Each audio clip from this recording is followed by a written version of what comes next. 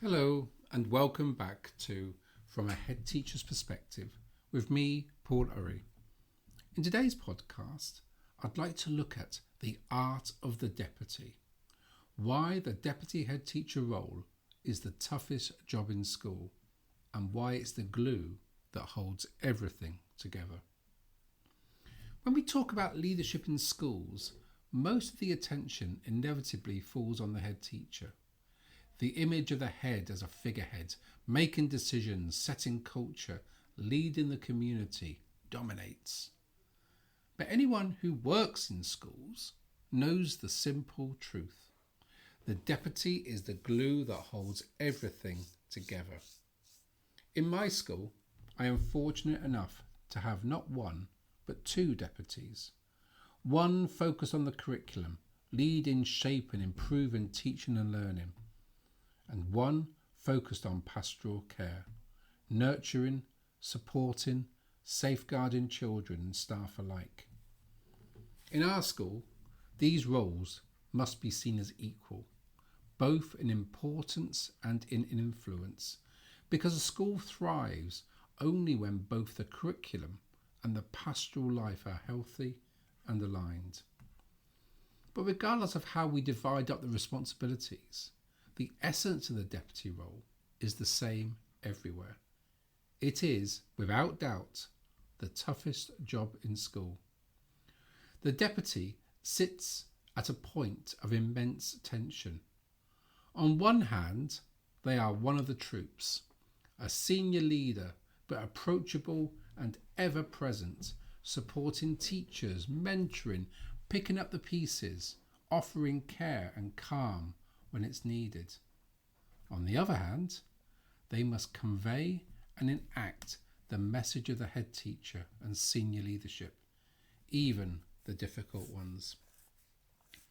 The good deputy becomes an interpreter of leadership intention, explaining, calming, reinforcing, often acting as a shield for staff, but also as a bridge to the head. They cannot simply be one of the team.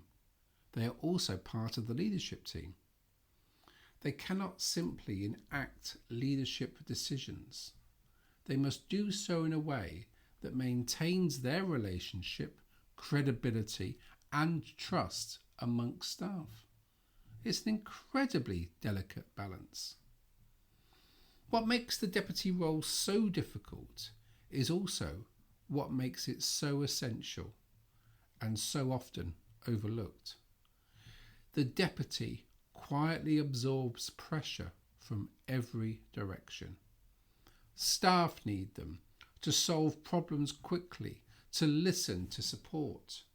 Children need them as a presence when issues arise, a figure of authority but also care. Parents often encounter them before the head and expect answers. And the head needs them as a confidant, a sounding board, and as an executor of key priorities. The best deputies seem to be everywhere at once, solving a pastoral issue at 8:15, stepping into a classroom by 9, leading staff training after school, covering duties, dealing with a safeguarding disclosure, mentoring a struggling teacher, and calming worried parents. And often they do all this without fanfare or recognition. Their impact can feel invisible because so much of what they do is about preventing problems, smoothing relationships, ensuring continuity and coherence.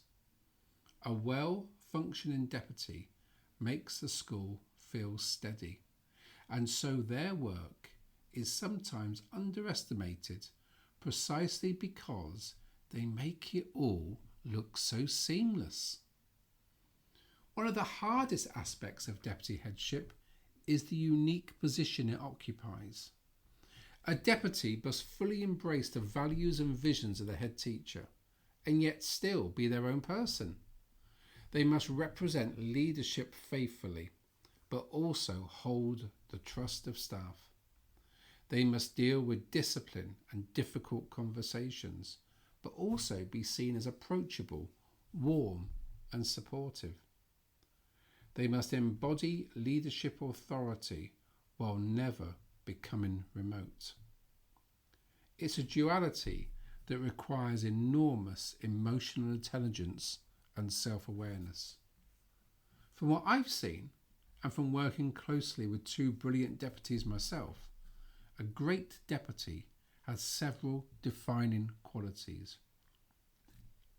Firstly, approachability. People trust them instinctively. They create an environment where colleagues feel safe to raise worries or to ask for help. Judgment. They know when to act independently and when to consult the head. They understand nuance and context. Loyalty. They support their head teacher publicly, even if they challenge privately. They ensure leadership speaks with one voice. Steadiness. Deputies are often the first person to absorb the emotional energy of a difficult day. From staff, children, and parents, they must remain calm and consistent. Empathy. They understand that their role is not just operational, but relational. And resilience. The work can be emotionally exhausting, with multiple demands pulling them in different directions. In short, a good deputy embodies much of what makes a good leader, but does so with a unique blend of humility and quiet influence. The most underestimated but vital function of the deputy head teacher is this: they are the protectors of culture. Because they work so closely with staff on a daily basis, deputies hold an unrivaled understanding of the emotional temperature of the school. They spot issues early. They pick up on morale. They sense when a staff member is struggling and steps in before it becomes a crisis. And because of this, they are often the key to sustaining the culture a head teacher wants to create. Even when the head is focused outward on governors, parents, external accountability, the deputy is often the person who holds the internal fabric of the school together. In my school, we have deliberately structured things so that curriculum and pastoral leadership are treated equally. But this is not just a pragmatic division of labour. It's a philosophical one. Curriculum is vital. It shapes what children learn, how they experience school and how well they achieved. But pastoral care is equally vital. It shapes how children feel at school, whether they feel safe, whether they belong, whether they can thrive. By having two deputies, one for each, we ensure that both areas get the leadership attention they deserve. And we model a simple truth for staff. Curriculum and pastoral life are not separate concerns, but equally essential and interwoven.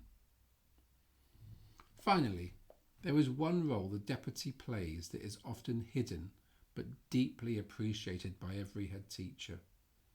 They are the head's confidant. Leadership can be isolating. There are decisions that can't be discussed widely, pressures that can't be shared publicly, moments of doubt or difficulty that weigh heavily. The deputy provides a space for the head to think out loud, to test ideas, to reflect honestly. They help the head stay grounded, offering perspective, challenge, support and encouragement. A great deputy is not just an operational leader. They are a leadership partner. Headship without a great deputy is lonely and exhausting. But with the right deputies, like I have, trusted, respected, empowered, leadership becomes sustainable, humane, and deeply relational. Deputy headship may be the toughest job in the school, but it is also one of the most rewarding. It requires constant balance, being part of the leadership and yet close to the staff, enforcing expectations while nurturing individuals, embodying authority and yet always remaining approachable. It is an art, subtle, skilled and essential. So as we head into a new year, I want to say this. To all deputies, whether you lead curriculum, pastoral or both, your work matters. It is noticed, even when it sometimes feels invisible. You hold the fabric of the school together. You protect its culture. You sustain the head teacher. You nurture staff and children alike. You are, in every sense, the glue. And every head teacher who is fortunate enough to work with a great deputy knows this truth well. The art of the deputy is one of the most skilled and vital arts in all of school life. Thank you for listening to this podcast. Please do comment and share. Until next time, thank you and goodbye.